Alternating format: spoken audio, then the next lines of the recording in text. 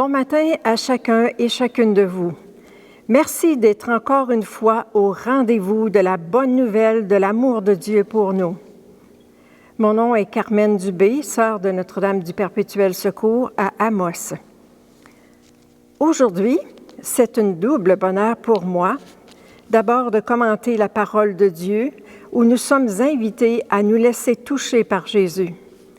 Et aussi parce que le 27 juin, c'est un grand jour pour ma congrégation qui est née sous le vocable de Notre-Dame du Perpétuel Secours et que nous fêtons aujourd'hui. Ensemble, demandons à Notre-Dame du Perpétuel Secours de nous apprendre à écouter la parole de Dieu de ce jour et à la laisser nous façonner le cœur. Lecture de l'Évangile selon saint Marc. Jésus, le roi des rois, c'est Jésus, le bon pasteur. Alléluia, Alléluia, Alléluia, Alléluia, Amen. Quand Jésus eut regagné en barque l'autre rive, une grande foule s'assembla près de lui. Il était au bord de la mer. Arrive l'un des chefs de la synagogue, nommé Jaïr. Voyant Jésus, il tombe à ses pieds et le supplie avec insistance en disant « Ma petite fille est près de mourir. Viens lui imposer les mains pour qu'elle soit sauvée et qu'elle vive. » Jésus s'en alla avec lui. Une foule nombreuse le suivait et l'écrasait. Voilà qu'une femme qui souffrait d'hémorragie depuis 12 ans, elle avait beaucoup souffert du fait de nombreux médecins et avait dépensé tout ce qu'elle possédait sans amélioration. Au contraire, son état avait plutôt empiré. Cette femme, donc, avait appris ce qu'on disait de Jésus. Elle vient par derrière dans la foule et toucha son vêtement. Elle se disait « Si j'arrive à toucher au moins ses vêtements, je serai sauvée. » À l'instant même, sa perte de sang s'arrêta et elle ressentit en son corps qu'elle était guérie de son mal. Aussitôt, Jésus s'aperçut qu'une force était sortie de lui. Il se retourna au milieu de la foule et disait « Qui a touché mes vêtements ?» Ses disciples lui disaient « Tu vois la foule qui te presse et tu demandes « Qui m'a touché ?» Mais il regardait autour de lui pour voir celle qui avait fait cela. Alors la femme, craintive et tremblante, sachant ce qui lui était arrivé, vint se jeter aux pieds de Jésus et lui dit toute la vérité. Mais il lui dit « Ma fille, ta foi t'a sauvée. Va en paix et sois guérie de ton mal. » Il parlait encore quand arrive de chez le chef de la synagogue des gens qui disent « Ta fille est morte, pourquoi ennuyer encore le maître ?» Mais sans tenir compte de ces paroles, Jésus dit au chef de la synagogue « Sois sans crainte, crois seulement. » Et il ne laissa personne l'accompagner, sauf Pierre, Jacques et Jean, le frère de Jacques. Ils arrivent à la maison du chef de la synagogue. Jésus voit de l'agitation, des gens qui pleurent et poussent des grands cris. Il entre et leur dit « Pourquoi cette agitation et ces pleurs? L'enfant n'est pas morte, elle dort. » Et il se moquait de lui. Mais il met tout le monde dehors et prend avec lui le père et la mère de l'enfant et ceux qui l'avaient accompagné. Il entre là où se trouve l'enfant, il prend la main de l'enfant et lui dit « Tabitha koum », ce qui veut dire « Fillette, je te le dis, réveille-toi ». Aussitôt la fille se leva et se mit à marcher, car elle avait 12 ans. Sur le coup, ils furent tous bouleversés et Jésus leur fit de vive recommandation pour que personne ne le sache et il leur dit de lui donner à manger. Parole du Seigneur. C'est Jésus, la source d'amour, c'est Jésus, le roi de la paix. Alléluia, Alléluia, Alléluia.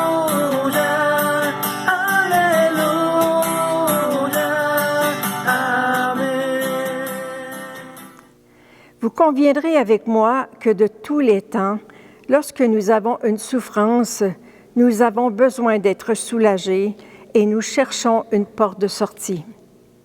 Du temps de Jésus, on allait vers lui parce qu'il apportait de l'espoir, qu'il dégageait la paix, la bienveillance, la justice envers tous et qu'il offrait une force nouvelle. Ça a été de même avec les apôtres. Bien formés par Jésus lui-même, eux aussi, ils attiraient les foules et faisaient le bien. Le Seigneur leur avait donné ce pouvoir de le faire et ils guérissaient au nom de leur foi au Christ mort et ressuscité. Mais, plus près de nous, rappelons-nous notre bon frère André, un gars de chez nous, apparemment bon seulement pour être portier. Nous savons comment Dieu s'est servi de son humilité et de sa pauvreté pour faire beaucoup de bien à ces gens qui avaient besoin d'être touchés par Jésus. Je dis bien touchés par Jésus, parce que c'est toujours Jésus lui-même qui guérit par l'intermédiaire de son messager. Pour nous, sœurs de Notre-Dame du Perpétuel Secours, nous avons eu le bonheur d'avoir des fondateurs de cette trempe, avec une foi à déplacer les montagnes. Pour les gens qui ont connu notre fondateur, le bon père Onésime Brousseau de la région de Bellechasse, il vivait tellement en présence de Dieu qu'il accomplissait en toute humilité des œuvres de miséricorde par des guérisons et des miracles. On se rappelle que c'est toujours la foi, la confiance et l'abandon en la puissance de l'amour de Dieu qui est efficace, qui guérit.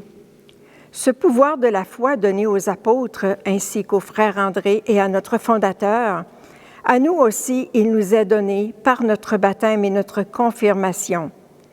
Y avez-vous déjà pensé? Si seulement nous avions la foi, grosse comme une graine de moutarde, chaque chrétien que nous sommes, nous pourrions accomplir ces œuvres de miséricorde. Mais disons-nous les vraies choses. Dans toute guérison, ce qui est le plus important, c'est la guérison du cœur. Pour imaginer un peu ce que je vous dis, je vous propose de regarder un fait. Ça va peut-être vous faire rire un petit peu, mais en tout cas, supposons que j'ai un accident avec ma voiture. Après la réparation, j'aurais beau être heureuse de retrouver ma voiture comme toute neuve et reluisante. Ça, c'est le body, ce qui paraît. Mais ce qui est le plus important et qui rend ma voiture fonctionnelle, c'est le moteur. S'il n'est pas ajusté et fonctionnel, à quoi ça sert d'avoir une belle voiture, sinon pour la galerie? Eh bien, dans toute vie spirituelle, c'est la même chose. Si le miracle, la guérison physique, ne me remue pas le cœur vers Dieu et vers les autres, ma foi ne donne pas toute sa puissance. Elle est comme une médaille qui, en soi, n'a aucune valeur. L'Évangile d'aujourd'hui nous rapporte 2 exemples de personnages de conditions opposées et qui ont fait le pas vers Jésus. D'abord, un puissant chef de synagogue nommé Jaïr, dont la fille est mourante. Et de l'autre côté, une pauvre femme sans nom, considérée comme une impure à cause de ses pertes de sang, et exclue par son entourage par de fausses croyances. Elle aussi, elle se meurt à petit feu, parce qu'on sait que dans ce temps-là, il n'y avait pas de transfusion de sang. On voit bien que la maladie et la mort n'ont pas de frontières, elles ne catégorisent personne. Tous, qui que nous soyons, nous ne sommes pas à l'abri de la maladie, des accidents et surtout pas de la mort. En regardant bien nos 2 personnages, pourtant païens, il y a quelque chose dans leur cœur qui les pousse à aller vers Jésus. Ni l'un ni l'autre n'est chrétien, mais déjà on peut imaginer que dans leur cœur a reconnu en Jésus un homme pas comme les autres, vers qui ils pouvaient se tourner et espérer. Donc, une certaine foi, une force inconnue les habite, et c'est à travers cet événement de leur vie que leur foi va se manifester de façon plus consciente et changer le cours de la vie. Un autre point à souligner, Avez-vous remarqué l'attitude première de nos deux personnages, leur humilité? C'est l'attitude de base de la foi. Les deux personnages viennent et tombent à genoux aux pieds de Jésus en le suppliant. N'avons-nous pas déjà entendu cette maxime? L'homme est grand quand il est à genoux. Mais attention, grand non par l'humiliation, car l'humiliation n'est pas ce qui plaît à Dieu, mais grand quand je sais reconnaître qu'il y a plus grand que moi et sur qui je peux compter.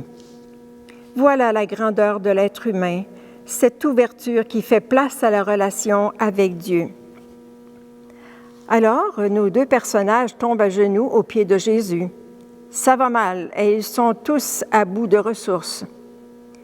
Il leur reste Jésus, auprès de qui ils peuvent tenter leur dernière chance.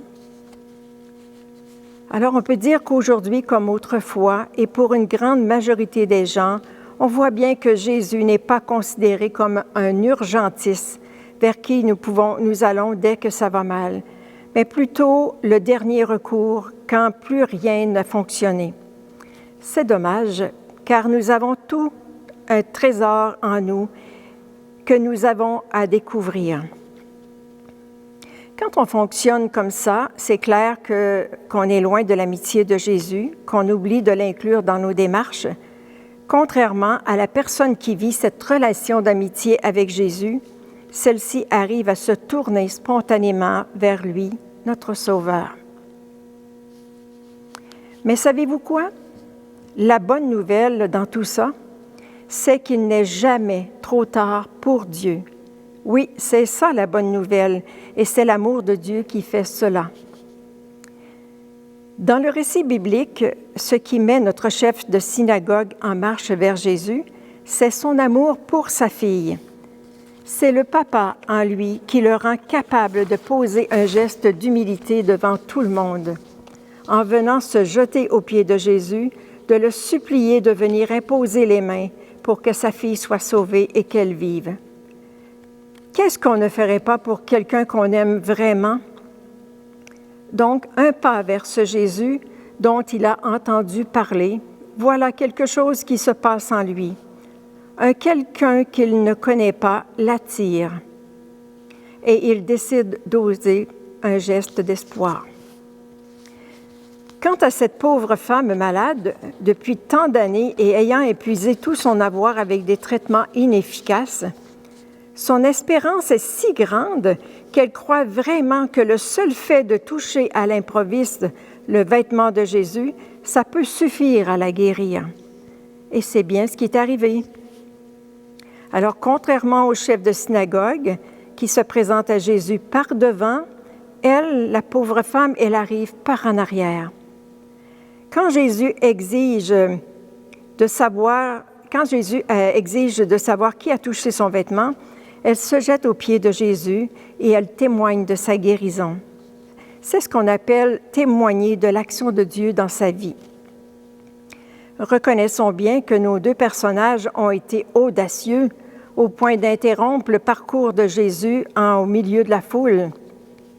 C'est la foi qui fait cela. Et nous ne devons pas avoir peur de déranger Dieu et de lui parler des vraies choses qui font notre vie, sans commander à Dieu. Et nous, aujourd'hui, savons-nous reconnaître notre besoin d'être touchés par Jésus?